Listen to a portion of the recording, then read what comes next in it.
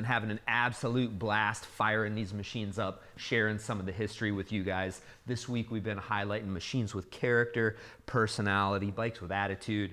Today we've got out the 1925 Super X Super Sport. Ultra cool machine, runs like an absolute rocket, period modified back in the 1940s. Now, Excelsior started about 1907, 1908. Began producing single cylinders and twin cylinder machines in Chicago. Most of the twin cylinder machines right up through about the mid 1920s were 61 and larger cubic inch bikes. In 1925 they debuted the Super X, which was a smaller 45 cubic inch lightweight machine, unit construction, motor and transmission. So this is set up with a 3-speed transmission, 45 cubic inch job, that's 750 cc's, and again, transmission and motor are made together, so it's some of the earliest unit construction setups. Really provides for a rigid drive line. Now this particular example was modified some years ago by a fella named Elmo Looper. Elmo Looper used to work for the Crocker Motorcycle Company, was an engine whiz. All sorts of period modified machines came out of Elmo Looper's hands. This particular Super X motor, now Super X and Excelsior right up through the end, 1931, every machine they made was a total loss oil system setup. So that means the oil reservoir up in the top of the tank or up in the front of the tank, and it just metered oil down into the lower end of the engine. So it didn't circulate throughout the motor, just fed it down to the lower end. Really, the whole design and concept behind total loss oiling is that the engine is meant to pump only what it consumes.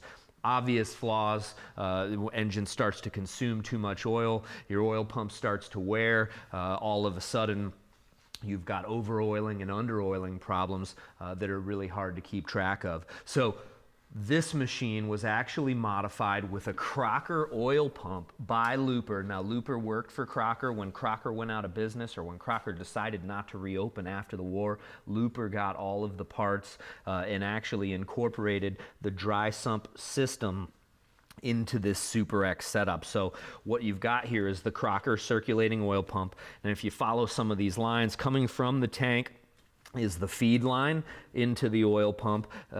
From this point you've actually got oil pumped into the cam chest. There's actually a secondary oil line that spits oil right here, right on top of the cams and on top of the connecting rods. So traditionally the Super X's have a compression release built into the Kickstarter. These are high compression bikes by nature.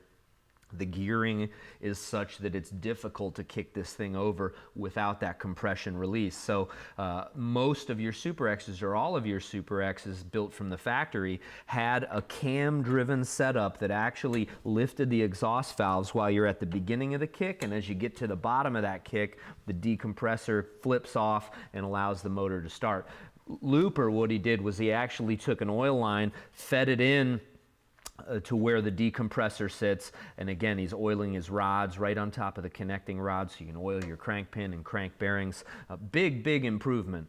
Is one of the things that Harley Davidson in 1929 with the Model DL, and 1930 with the Model V incorporated pinion and crank pin oiling into their motors. So pressure fed setup that lubricated right to the core of the motor. So dry sump collector down here in the bottom. So there's a kind of a scraper set up here that collects oil, brings it all the way back up to this circulating oil pump, and then the return line actually brings oil back up to all the way to the front of the tank, and they've got this laced in to the oil pump. So when we get this thing fired up here shortly, we'll hopefully pop this cap and see that the engine is circulating oil. So now this motor, you can also see over on this side, it's got big old stroker plates underneath the cylinder. So traditionally, these plates were added to lower compression. In this instance, being that this motor has been stroked to 55 cubic inches,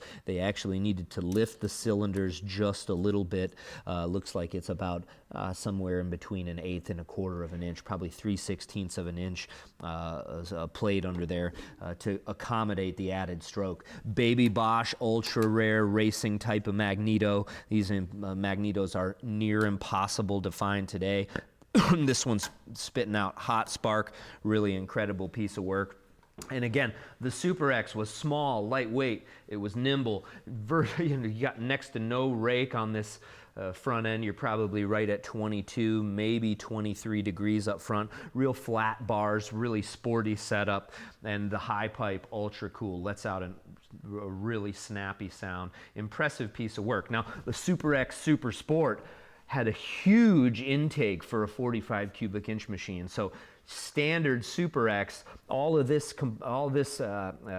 components up top was considerably smaller. Your valve pockets were smaller, manifold was thinner, carburetor was smaller. So this has been built to breathe, which is really necessary when you accommodate the added stroke. So it's such a neat piece of work. My dad bought this bike from a California collector that did the restoration on it and incorporated that looper engine. Extra cool piece of work. We're going to fire it up for you here right now. So high compression, and again, this thing, if you don't kick it right, it will bite you. We got one choke and should be one to go, guys. Keep your fingers crossed.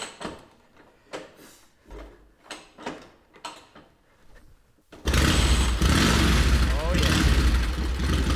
Listen how snappy that is.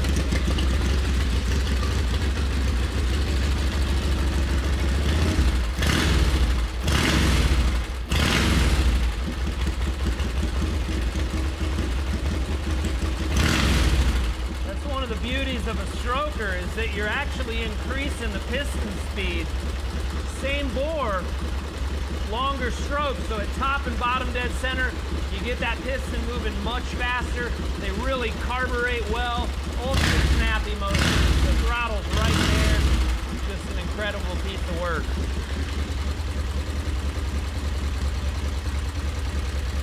Oh yeah, we're circulating. You see it spitting back the oil right through that tube.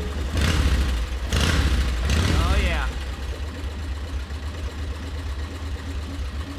Even better than the factory intended.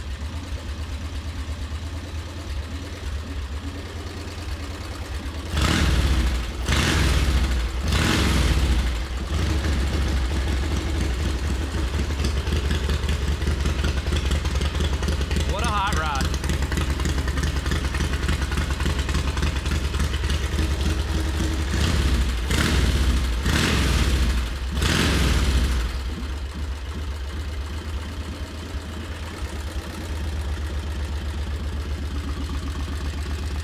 Fun machine.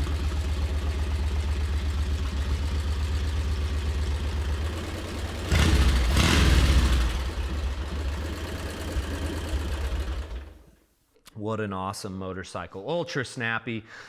Joe Petrali in the 1920s on a Super X hit 100 miles an hour. Just really, really impressive small machines. At this time, Harley didn't even make a 45 cubic inch motorcycle. Indian was about 5 or 6 years into the Indian Scout. If you ask me, and I know if you ask a lot of the old timers, the Scouts and early Harley 45s don't hold a candle to the Super X. So proud to get this one running again. Glad that it fired right off. We did a little bit of clutch work earlier on today, and that definitely paid off. Machine starts easy, runs just like it was intended, and got a lot more coming for you on the Drive for History 1925 Super X. Thanks, guys, for tuning in, and we'll see you next time.